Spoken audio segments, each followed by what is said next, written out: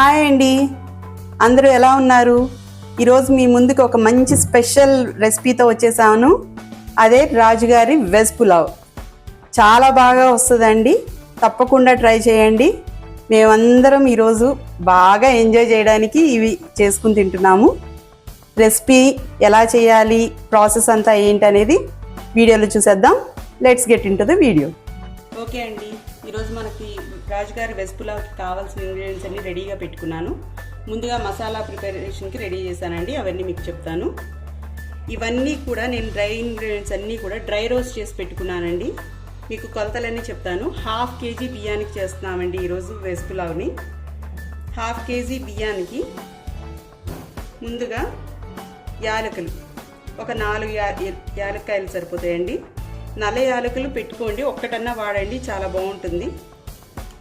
మిరియాలు 1/2 tea spoon మిరియాలు, లవంగాలు 4, దాల్చిన చెక్క 1 అంగుళం ముక్క అండి, ధనియాలు ఒక 1/2 టీ స్పూను, జీలకర్ర కూడా 1/2 టీ స్పూను, జాజికాయ పొడి అండి, నేను తురిమి పొడిలాగా చేసి పెట్టుకున్నాను, అది ఒక 1/2 టీ స్పూను, ఒక గుప్పెడు జీడిపప్పులండి.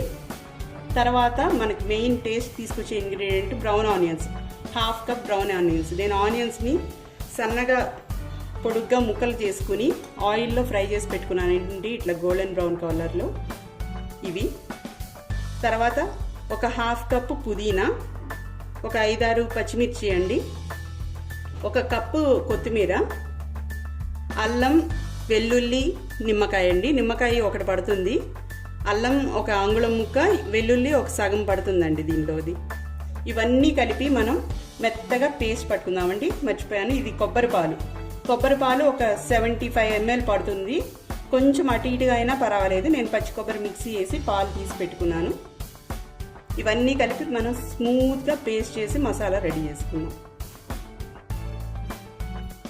ఇదిగోండి, మనం ఇంగ్రీడియంట్స్ మొత్తం కలిపి ఇలా స్మూత్గా పేస్ట్ వేసానండి. కొంచెం సాల్ట్ కూడా యాడ్ చేసేసుకున్నాను. యాడ్ చేసేసుకుని టేస్ట్ కూడా చూసుకున్నాను అండి. మీకు కారం ఏమన్నా తగ్గినట్టు అనిపిస్తే ఇంకొక 2 పచ్చిమిరపకాయలు కలిపి వేసుకోండి, టేస్ట్ చూసుకోవచ్చు. పచ్చి మసాలా అయినా బాగుంటుంది, అన్ని డ్రై రోస్ట్ చేసాం కాబట్టి. మనం ఇక్కడే అడ్జస్ట్ చేసుకుంటే మనం తర్వాత ఇబ్బంది లేకుండా ఉంటుంది, వండుకునేటప్పుడు డైరెక్ట్గా వేసుకోవడానికి బాగుంటుంది. కాస్త ఘాటు బాగా ఎక్కువ ఉండేటట్టే చూడండి, మనం రైస్ వండేసరికి చప్పబడిపోతుంది, రుచి ఉండదు మళ్ళీ మనకి. ఓకే అండి, మన రాజుగారి వెజ్ పలావ్కి ఇందాక మసాలా అంతా రెడీ చేసి పెట్టుకున్నాం కదా, ఇప్పుడు రైస్, వెజిటబుల్స్ ఇవన్నీ కూడా రెడీ పెట్టుకున్నామండి. ఇంగ్రీడియంట్స్ ఒకసారి చూసేసుకుందాము. రైస్ ఒక 1/2 కిలో రైస్, దానికి ఒక 10 బీన్స్ పట్టాయండి, కొంచెం ఎక్కువైనా వేసుకోవచ్చు. నేను 1 కప్పు లెక్క చెప్తున్నాను. 1 కప్పు బీన్స్ ముక్కలు, 1 cup green peas, 1 cup carrot ముక్కలు, 1 పెద్ద సైజు ఆలు తీసుకున్నానండి, ఒక 2 పెద్ద ఉల్లిపాయలు క్యూబ్స్ చేసి పెట్టుకున్నాను, అలాగే 4 యాలక్కాయలు, 2 నల్ల యాలకులు వేసుకోండి, బాగుంటుంది ఫ్లేవరు, 1 అంగుళము దాల్చిన చెక్క, 4-5 లవంగాలు, కొద్దిగా ఉప్పు, మరాఠీ మొగ్గ 2, జాపత్రి 1 పువ్వు, ఈ బిర్యానీ పువ్వు అంటారండి, ఇది కొద్దిగా, షాజీరా 1 టీ స్పూను, తర్వాత బిర్యానీ ఆకు 2 ఆకులు తీసుకుని సరిపోతుంది. స్టార్లు తెలుసు కదండి, స్టార్ పువ్వులు, అనాస్ పువ్వు అంటారు, ఇవే ఒక 2 అండి. ఇవ్వండి, మన వెజ్ పులావ్కి ఇట్లా ఫస్ట్ కుక్కర్ పెట్టేసుకుని కొద్దిగా నెయ్యి, నూనె వేసుకున్నానండి. 1 టేబుల్ స్పూన్ నెయ్యి, 1 టేబుల్ స్పూన్ నూనె సరిపోతుంది. దానిలో కొంచెం వేడెక్కాక బిర్యానీ ఆకు, యాలకులు నలగొట్టేసుకున్నానండి. ఇలా మనం బిర్యానీకి ఇందాక మసాలా దినుసులన్నీ కూడా వేసుకుని ఫ్రై చేసేసుకున్నాము. ఇవ్వండి, మసాలాలన్నీ ఫ్రై అయిపోయాక ఆనియన్స్,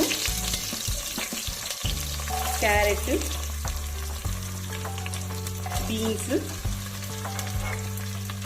ఆలు ఇవి వేసుకుని ఒక 2 నిమిషాలు హైలో పెట్టుకుని ఫ్రై చేసుకున్నామండి.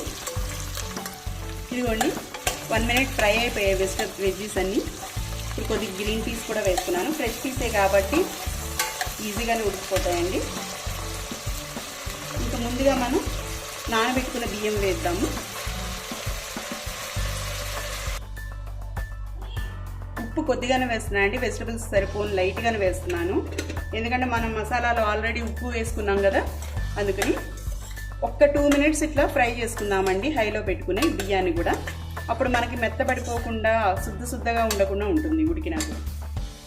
ఇదిగోండి 2 మినిట్స్ మనం రైస్ ఇట్లా ఫ్రై చేసేసి పెట్టుకున్నాక మనం ప్రిపేర్ చేసుకున్న మసాలా ఉంది కదండి, అది దీనిలో వేసేసుకుందాము. వేసుకుని వాటర్ కూడా వేసి మిక్స్ చేసుకుందాం. ఇదిగోండి ఇట్లా మిక్స్ చేసేసుకున్నాను మసాలాను వాటర్ వేసి. ఇక మనం కుక్కర్ మూత పెట్టి మీడియంలో పెట్టి ఒక విజిల్ రానిచ్చి 5 మినిట్స్లో ఆపేసుకుందామండి. 5 మినిట్స్ లోపే ఆపేసుకోండి, లేదంటే మాడిపోతుంది మీకు. ఇది రెగ్యులర్గా మన పొడి బిర్యానీ దమ్ బిర్యానీ అయితే 1కి 1.5 అట్లా పోసుకుంటాం కదండి, దీనికి మాత్రం 2 నుంచి 2.5 దాకా పడతాయి.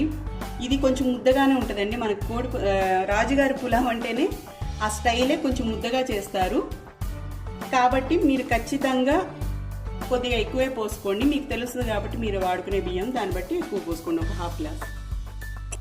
ఫైనల్గా మన రాజుగారి వెజ్ పులావ్ రెడీ అయిపోయింది. చూడండి చక్కగా ఇలాగే ఉండాలండి, పొడి పొడిగా రాదు మనకి ఈ పులావ్ అనేది, ఇలా కొంచెం ముద్దగానే ఉంటుంది. వేడివేడిగా దీన్ని ఉల్లిపాయతో నంచుకుని నిమ్మకాయ పిండుకుని తింటే ఉంటుంది, చాలా అంటే చాలా బాగుంటుంది.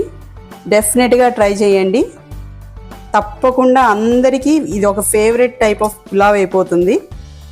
దీన్ని చూడండి చక్కగా ఇట్లా 2 ఉల్లిపాయలు పెట్టుకుని ఒక నిమ్మకాయ చెక్కిస్తే హ్యాపీగా తినేస్తారు, ఎంజాయ్ చేస్తారు. టేస్ట్ మాత్రం సూపర్, స్మెల్స్ అయితే బాగా వస్తున్నాయండి, ఆగలేకపోతున్నాము. మేము కూడా టేస్ట్ చేసేస్తాం, మీరు కూడా ట్రై చేసి టేస్ట్ ఎలా ఉందో కమెంట్స్ రూపంలో నాకు తెలియజేయండి. ఇట్లాంటి మంచి మంచి రెసిపీస్తో మళ్ళీ మీ ముందుకు వస్తాను. Until then bye.